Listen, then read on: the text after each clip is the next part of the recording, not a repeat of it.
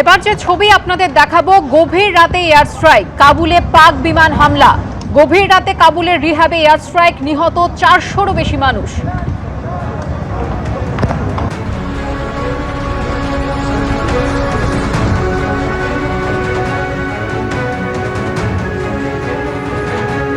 বেশি মানুষ নিহত এই ঘটনায়। আহত হয়েছেন অন্তত 250, এমনটাই দাবি আফগান সরকারের। নিহতদের মধ্যে বেশ কয়েকজন রোগী ও রিহ্যাব সেন্টারের কর্মী রয়েছেন। দুর্ঘটনাস্থলে চলছে উদ্ধার কাজ। পাল্টা খাইবার পাখতুনখোয়ায় পাকিস্তানের সামরিক ঘাঁটিতে হামলার দাবি আফগান বিমান বাহিনী।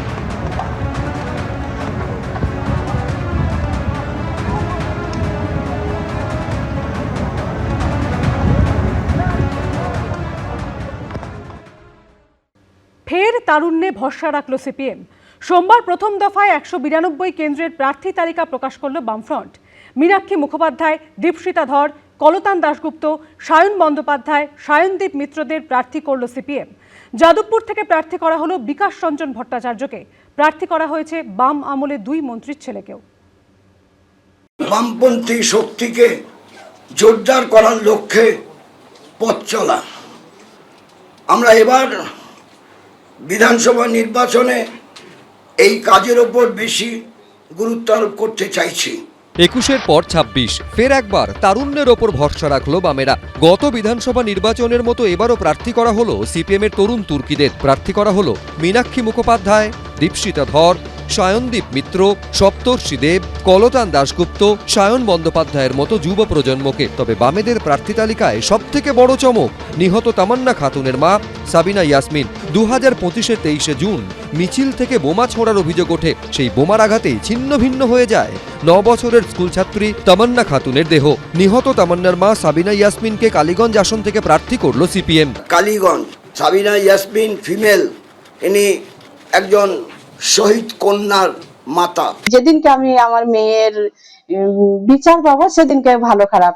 এখানে আমার প্রার্থীর জন্য আমার ভালো খারাপ নাই। আমি প্রার্থী হয়েছি তাই আমি শুধু লড়াই করার জন্য। এই লড়াইটা আমার জারি থাকবে। এটা ভোটে জয়ী বা অজয়ী নয়। আমি সব সময় চাইবো যে সমাজ শিক্ষিত হতে, সমাজকে গড়ে তুলতে। সোমবার রাজ্যে 294টি আসনের মধ্যে প্রথম দফায় 192টি আসনে প্রার্থী তালিকা ঘোষণা করেন বামফ্রন্ট চেয়ারম্যান বিমান বসু। এবারও বামেদের প্রার্থী তালিকার একটা বড় অংশ জুড়ে রয়েছে তরুণ প্রজন্ম। যেমন হুগলির উত্তরপাড়া থেকে প্রার্থী করা হয়েছে মীনাক্ষী মুখোপাধ্যায়কে। সিপিএমের আরেক তরুণ মুখ দীপশিতা ধর লড়বেন দমদম উত্তর আসন থেকে। একসময় বামেদের দুর্গ বলে পরিচিত বরানগর আসনে প্রতিদ্বন্দ্বিতা করবেন সায়নদীপ মিত্র। পানিহাটি কেন্দ্রে প্রার্থী করা হয়েছে তরুণ সিপিএম নেতা কলতান দাশগুপ্তকে। এই চ্যালেঞ্জটা আমরা গ্রহণ করেছি যে এবার বাংলাকে বাঁচানোর লড়াই। যে বাংলায় অভয়ার মতো ঘটনা দেখেছে এবং তারপর তৃণমূল সেই ঘটনা ধামাচাপা দেওয়ার চেষ্টা তো করলোই, এবং বিজেপির নেতারাও সেটাতে এমন সেটিংয়ে জুড়ে গেলেন যে আজ অবধি সেই অভয়ার বিচার হলো না। এই ধরনের ঘটনা যাতে আর না ঘটে তার জন্য বামপন্থীদের বিধানসভায় সোচ্চার উপস্থিতির প্রয়োজন আছে। মহেশতলায় সিপিএমের প্রার্থী আইনজীবী সায়ন বন্দ্যোপাধ্যায়। খড়দায় প্রার্থী হয়েছেন দেবজ্যোতি দাস। রাজ্যের প্রাক্তন মন্ত্রী কান্তি গঙ্গোপাধ্যায়ের ছেলে সাম্য গঙ্গোপাধ্যায়কে রায়দিঘি আসন থেকে প্রার্থী করা হয়েছে। আর এক প্রাক্তন মন্ত্রী গৌতম দেবের পুত্র সপ্তর্ষি দেবকে প্রার্থী করা হয়েছে রাজারহাট নিউ টাউনে। আমাদের শুধু নির্বাচন ভিত্তিক তো কাজ হয় না, সারা বছর ধরেই আমরা মানুষের লড়াই আন্দোলনের সঙ্গে যুক্ত থাকার চেষ্টা করি এবং আমরা আশা করব যে পশ্চিমবাংলার মানুষ এবং নিউ টাউনের মানুষ অবশ্যই যে তারা এবার আমাদেরকে প্রেফার করবেন। তরুণদের পাশাপাশি অভিজ্ঞ ও পোড় খাওয়া নেতারাও রয়েছেন প্রার্থী তালিকায়। কলকাতার প্রাক্তন মেয়র ও প্রাক্তন রাজ্যসভার সাংসদ আইনজীবী বিকাশ রঞ্জন ভট্টাচার্যকে যাদবপুর থেকে প্রার্থী করা হয়েছে। প্রাক্তন সিপিএম বিধায়ক মানস মুখোপাধ্যায় তার পুরনো কেন্দ্র কামারহাটি থেকে ভোটে লড়বেন। আর এক প্রাক্তন সিপিএম বিধায়ক দেবলীনা হেমব্রমকে প্রার্থী করা হয়েছে রানীবাঁধ আসনে। সিপিএম নেত্রী গার্গী চট্টোপাধ্যায় এবার প্রার্থী হয়েছেন নোয়াপাড়া আসনে। ঘোষণা হোক। আমাদের ওখানে তো কে ওখানে তৃতীয় হওয়ার জন্য দাঁড়াচ্ছে কোথায়, সেই নিয়ে আমাদের মাথা ব্যথা নেই। আমরা চাইবো যে অন্তত ন্যূনতম যেন একটা সিট এবার পায়। এটা ভালো হবে, রাজ্যের জন্য ভালো হয়, লেফট নিশ্চয়ই ভালো হবে। আমাদের খুব তাড়াতাড়ি করে দিবে, আমাদের তাড়াতাড়ি করে দিবে। এটা তো আমার ব্যাপার না, এটা প্রদেশ কমিটি, রাজ্য কমিটি, দিল্লি তাদের ব্যাপার। সিপিএম কংগ্রেসের শূন্যর গেরো কি কাটবে? উত্তর মিলবে 4 মে, ফল প্রকাশের দিন। উজ্জ্বল মুখোপাধ্যায়, কৃষ্ণেন্দু অধিকারী, অনির্বাণ বিশ্বাস, এবিপি আনন্দ। রবিবার ভোট ঘোষণার পরপরই নজিরবিহীনভাবে সরিয়ে দেওয়া হয়েছিল মুখ্য সচিব ও স্বরাষ্ট্র সচিবকে। আর এবার ডিজিপির পদ থেকে পীযূষ পাণ্ডে, ডিজি আইন শৃঙ্খলার পদ থেকে বিনীত গোয়েল এবং কলকাতার পুলিশ কমিশনারের পদ থেকে সুপ্রতিম সরকারকে অপসারণ করল নির্বাচন কমিশন। রবিবার বিকেলে পশ্চিমবঙ্গ বিধানসভা নির্বাচনের ভোটের দিন ঘোষণা করে নির্বাচন কমিশন। তারপরেই একের পর এক সার্জিক্যাল স্ট্রাইক। প্রথমে রবিবার রাতেই নজিরবিহীনভাবে রাজ্য প্রশাসনের শীর্ষে থাকা মুখ্য সচিবের পদ থেকে নন্দিনী চক্রবর্তী এবং স্বরাষ্ট্র সচিবের পদ থেকে জগদীশ প্রসাদ মীনাকে সরিয়ে দেয় নির্বাচন কমিশন। আর সোমবার সকাল হতে না হতেই সামনে এলো মুখ্য সচিবকে পাঠানো কমিশনের এই চিঠি। পুলিশ প্রশাসনের সর্বোচ্চ পদ ডিজি, এডিজি আইন শৃঙ্খলা এবং কলকাতার পুলিশ কমিশনার পদে রদবদল করল নির্বাচন কমিশন। মূলত ভোট পরিচালনার ক্ষেত্রে যে পুলিশ কর্তারা মুখ্য ভূমিকা পালন করে থাকেন তাদেরকেই সরিয়ে দিল নির্বাচন কমিশন। চিঠিতে পরিষ্কার জানিয়ে দেওয়া হয়েছে, ভোট শেষ না হওয়া পর্যন্ত অপসারিত কোনো অফিসারকে নির্বাচন সংক্রান্ত পদে নিয়োগ করা যাবে না। গত রাতে কি করলেন? রাত্রির 1টায় আমি মেসেজ পেলাম, মধ্যরাতে, কখনো শুনেছেন একটা স্বাভাবিক দল কাউকে কাজে লাগিয়ে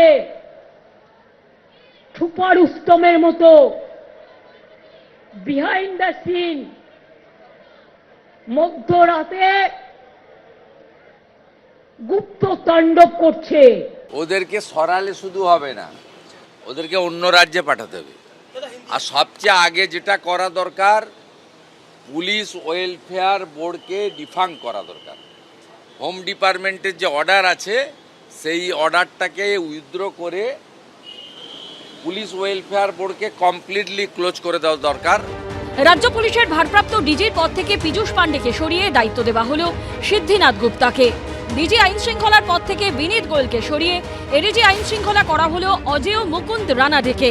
রাজ্য পুলিশের 2 শীর্ষ পদে রদবদলের পাশাপাশি কলকাতার পুলিশ কমিশনার সুপ্রতিম সরকারকে অপসারণ করে কলকাতার নতুন পুলিশ কমিশনার করা হলো অজয় কুমার নন্দকে। চিফ সেক্রেটারি বাঙালি মহিলা, ওরা অ্যান্টি উইমেন। আগে নিয়ম ছিল আমাদের স্টেট গভর্নমেন্টের কাছে লিস্ট চাইতেন, আমরা 3টে করে নাম পাঠাতাম, তার থেকে ওনারা সিলেক্ট করতেন। এ সুমোটো যেন মগের মুলুক, যেন দিল্লি কা লাড্ডু, যেন জমিদারি, জমিদার জোকদার, কালোদার। মমতা বন্দ্যোপাধ্যায় কাদেরকে সাইডলাইন করে রেখেছিলেন, যোগ্য অফিসারদেরকে, সেই তাদের কাজে লাগানোর দায়িত্ব ইলেকশন কমিশনের। আরও অনেককে সরানো উচিত, এগুলো তৃণমূলের পাকা দালাল। প্রশাসনের শীর্ষ স্তরে কার্যত ভূমিকম্প। ফুল অ্যাক্টিভ নির্বাচন কমিশন, বেজায় খুশি বিজেপি, চরম ক্ষুব্ধ তৃণমূল। এবার অবাধ সুষ্ঠু ভোট হবে তো? সাধারণ মানুষের মনে এটাই প্রশ্ন। পার্থপ্রতিম ঘোষ, রুমা পাল ও বিজেন্দ্র সিংহের রিপোর্ট, এবিপি আনন্দ। এবিপি আনন্দ, এগিয়ে থাকে, এগিয়ে রাখে।